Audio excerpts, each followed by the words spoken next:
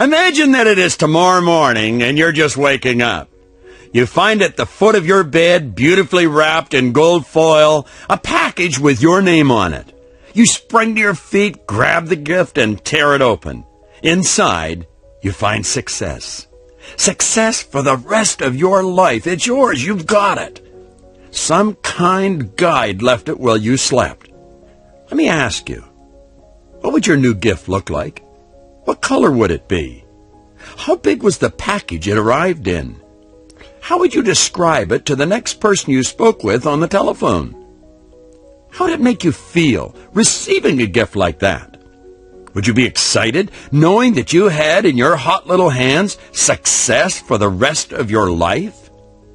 You're very likely smiling at this point and possibly thinking, this guy Proctor should be writing comic books. This is a great fantasy. Listen up, my friend. This is no fantasy. The important points I just spoke about, the part that said you had the gift of success for the rest of your life, is a fact.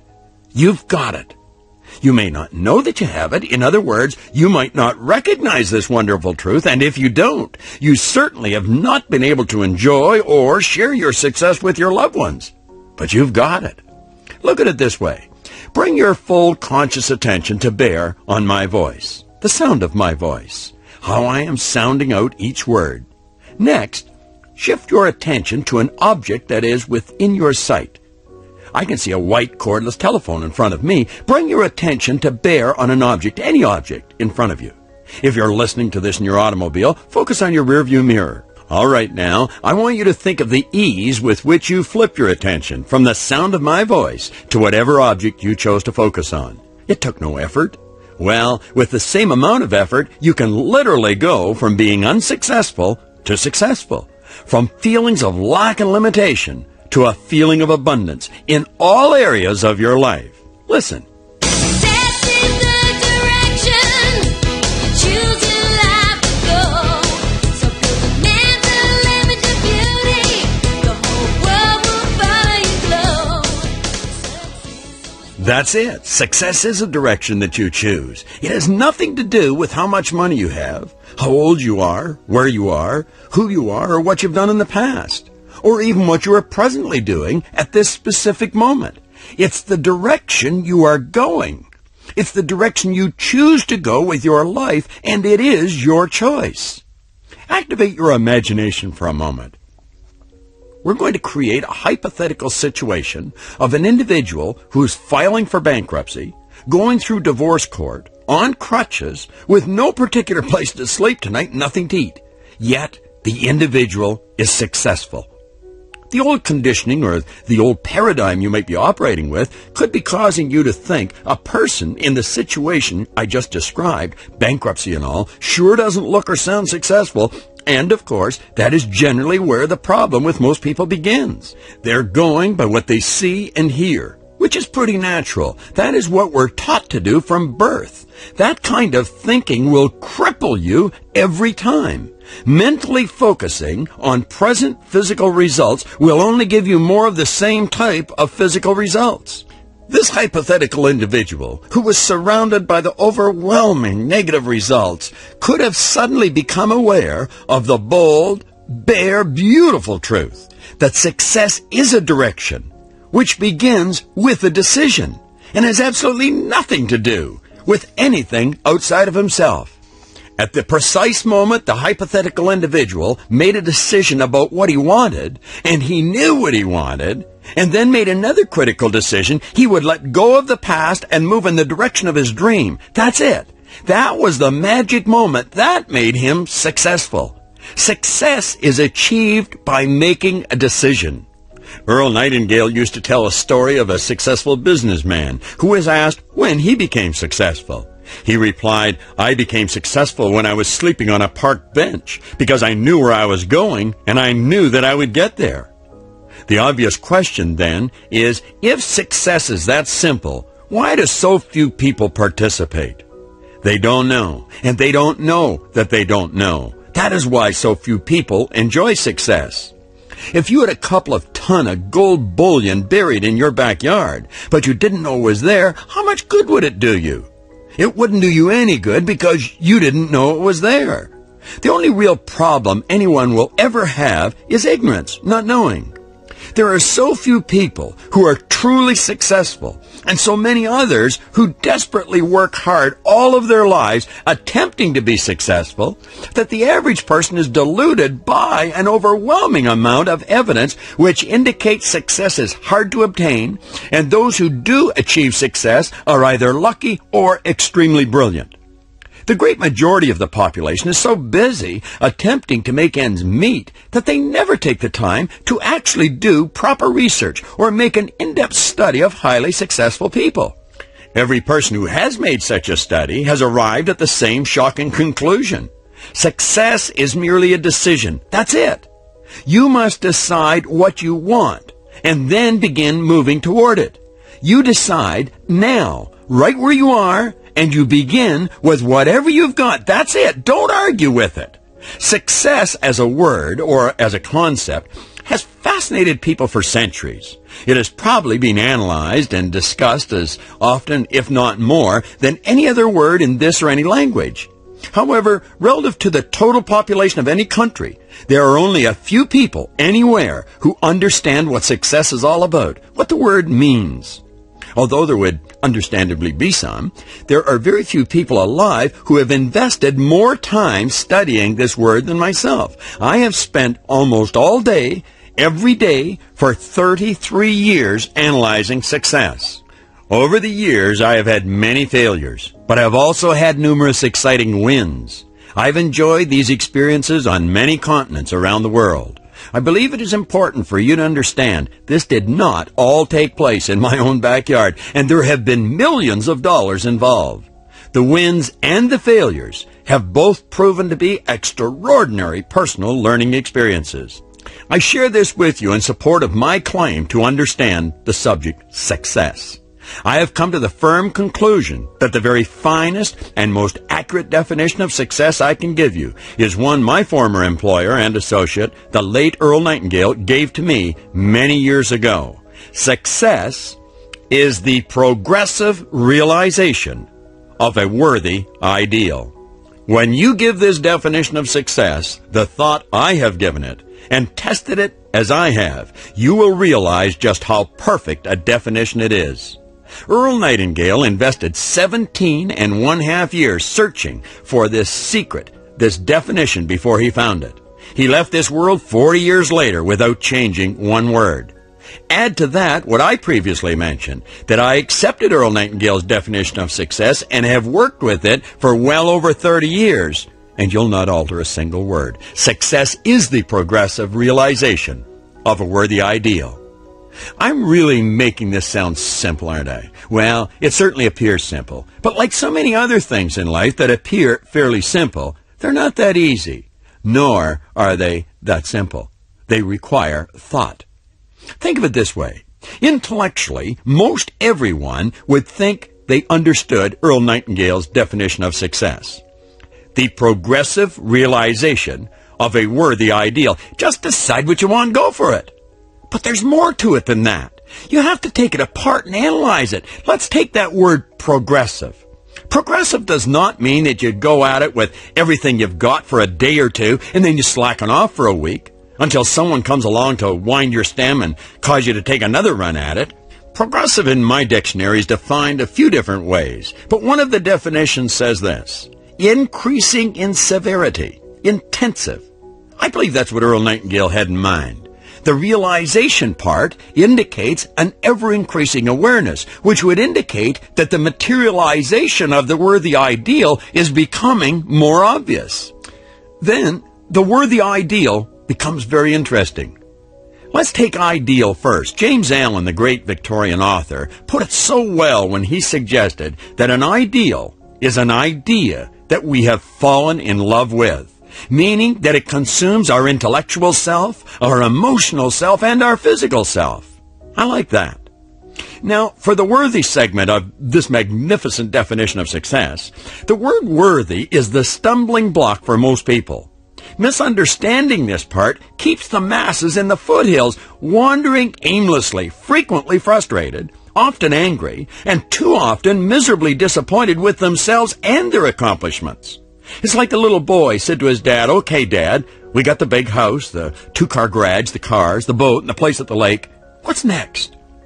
Most people are trying to shore up their self-image to the point where they feel worthy of the good that they desire. Consider this. You are the highest form of creation on the face of the earth. You are worthy of whatever good you desire. The question you should be asking then, is my idea worthy of me? Is it worthy of my attention, my interest? Should I be giving or trading my life for this idea? Is it worthy of my love? When you begin to look at Earl Nightingale's definition from that point of view, everything changes. What you want becomes so very important. Unfortunately, there are only about 1 or 2 people out of every 100 who recognize what they truly want. Think about it. Only a couple out of every 100 grab the brass ring. I have come to the conclusion that the vast majority of the population reject the real want every time it floats to the surface of their consciousness. Their self-image will not accept it, or they are afraid that if they even mention it to anyone, that they'd be laughed at. So they immediately begin to think of the reasons why they could not possibly have it. Bad programming, negative surroundings, and the lack of proper information and support keep most people lost in the foothills. They never enjoy the view from the top of the mountain. Because we are inundated with information on goals and the fact that you must have them to win, we find a few people setting them. However, these goals are typically for cars or money or buildings. All of these things are nice, and we should have and enjoy them. But let us clearly understand, they would rarely, if ever, represent a worthy ideal. They are merely substitutions for worthy ideals, which is probably why we call them goals. How could a person become consumed with the idea of buying a car or a building when we know we can own a fleet of cars without much trouble? I know one man who has personally bought 500 houses. These things would have a difficult time qualifying as worthy ideals. They're a collection of things. Please do not get me wrong. I enjoy nice cars and houses, but there's no way I'll trade my life for them. You must be wondering at this point, what does Proctor want? Well, I'll tell you what I want. I want to build a global organization dedicated to improving the quality of life worldwide, to create products and services with like-minded people who have a common purpose, to live and work in a prosperous environment that encourages productivity so that we may improve the service we render to our family, our company, our community, and ultimately our nation. That is what I want, and I'm progressively realizing it. Because my worthy ideal is so big and powerful, it has attracted wonderful people to me from all around the world. I never doubt if I can do it. I am doing it, and I will be doing it for the rest of my life here on this planet. Other wonderful people have bought into my dream. They have said, "That's what I want too. Let's do it together." That's the kind of want that is worthy of you. When you are progressively realizing that type of a worthy ideal, you're a definite success. I could spoil your week if I told you about some of the terrible things that I've attracted to me in pursuit of my dream. But I've never wavered. Successful people never do. The truth of the matter is that everything which has happened has strengthened me. And just like nature, when a hurricane hits, all the weak structures and deadwood get blown away. That's the same in life. Don't be disappointed when other people let you down or betray you. Keep going. Nature abhors a vacuum. A stronger form of support is on the way, and nature's creating a space for them. Let's take a close look at you, your real nature, and then the idea of success. The very core of your being is spiritual. The essence of God is the very nucleus of you. You are a spiritual being. You have an intellect, and you live in a physical body. Now stay with me here. Spirit is always for expansion and fuller expression. It is never for disintegration. God, Spirit, operates in an orderly manner, which is perfect. We refer to this perfect action as law. This is frequently referred to as the laws of the universe. Spirit expresses itself through you. You are an instrument of God. When you are working in harmony with God or Spirit, you are working with an infinite source of supply. As an instrument, the only limits placed on you are the limits that you place on yourself. Because your basic nature is infinite, in truth, there is no limit to what you are capable of. Name on every image, next with wings of gold, set flying into infinite. By law they must unfold. We just can't. As a people, when we permitted ourselves the luxury of holding the image or the want of traveling in an automobile rather than a horse and carriage, we built one. When we then afforded ourselves the luxury of having the image or the want of air travel, we did it. We introduced ourselves to another kingdom. We flew higher than the birds. It has been the same with the fax, the phone, the television. Ordinary people, extraordinary wants, and bingo, accomplishments. What do you really want? Recognize it. Admit it. Holler it from the treetops. This is what I really want. You see, my want is real. It's happening. Born Rich, the freeing philosophy, which is the foundation of my life's work, is now available in Chinese, French, Portuguese, English, and it's going around the world from North America to Asia to South America. Your spiritual core keeps jabbing at your consciousness. Be quiet and listen. What do you really want? Everyone wants something big, real big. Don't deny it or reject it. Grab it. Write it on paper. You don't have to know how it will happen. You only have to know it will happen. God had big plans for you when you were created. That's why you were given such awesome potential. The most erudite scientist alive today will not even guess at what you are capable of. Since God had such big plans for you, wouldn't it make good sense for you to have big plans for you? What do you really want? The picture of greatness keeps popping up in your mind. Everyone wants to be great at something. That's our nature. Know that. You would not even be able to mentally see yourself doing something if you couldn't do it. I like what Stella Mann said. If you can hold it in your head, you can hold it in your hand. What do you want? So what if it's still a fantasy? That's how the train and the plane and the car and the fax began. Fantasize. Play with the beautiful images. Then nail one. Say, that's it. That's what I want. That is worthy of me. I'll wake up every morning and be excited about trading my life for that. Yes, I really will. If your friends, relatives, and neighbors laugh at you, get away from them. Don't you dare let them pull you down. There are others who will pretend to be your friends, who go around moody or playing poor me. Get away from them. They'll rob you of your dream. You don't have to get better. You're already beautiful. God didn't make any rejects.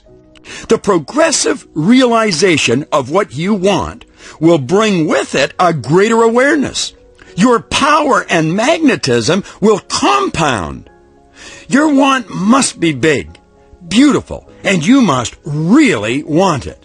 It does not matter if anyone else wants it or if they want you to want it.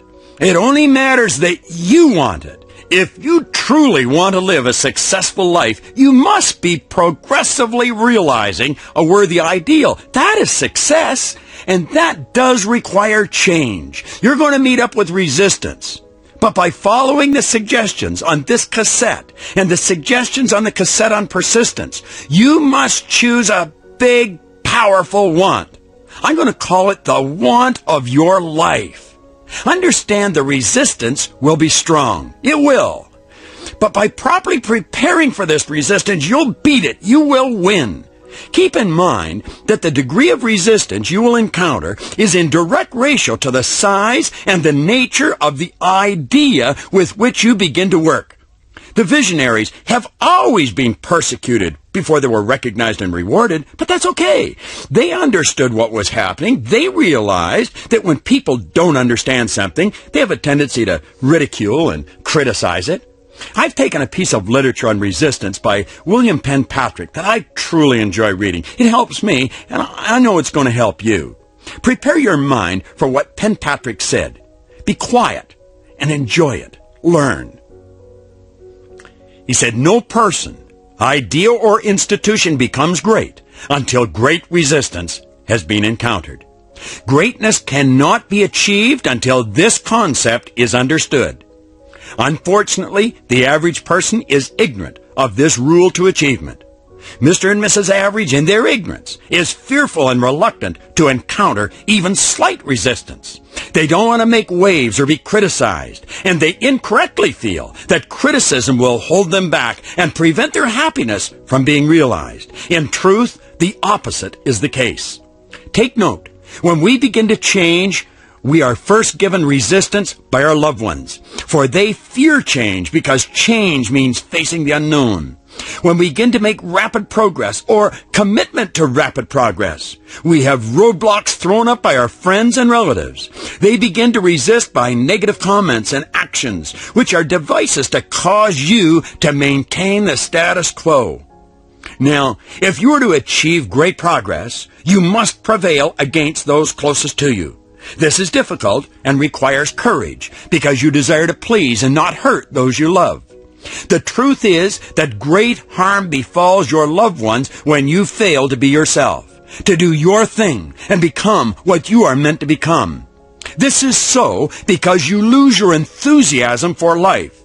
Your growth process stops and your self-esteem diminishes. Those negatives are reversed when you stand your ground. And when you have prevailed, your loved ones gain a new and a higher respect for you.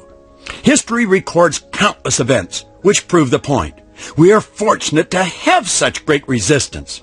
This resistance is evidence of our greatness, and it provides us with the energy to prevail, to conquer, and to dominate. These next few short years will record a brilliant history and establish a permanent place for our way of life, which is freedom to be and to work out our dreams for a great world, for ourselves, for children, and all of mankind. Understand our battle and be glorified that you are a part of making of history. The work you do today will provide new freedom and hope for millions yet to come. Stand tall in the face of your enemy. Your resolution and commitment will seize his heart with fear, and he'll fade into oblivion. And that is the law of life. All right, my friend, that's it. Now you understand what must be done. Hopefully, you are acutely aware of the point I stressed in the message I recorded for you on persistence. Success and persistence do go together like the chicken and the egg. You will not have one without the other. You will not persist if the want is not the right want for you. And if you don't persist, you will not be successful. You want success. I know you do. Go back to the foot of your bed and open that imaginary gift. Make the decision. Accept your gift from God. Success for the rest of your life. It's yours.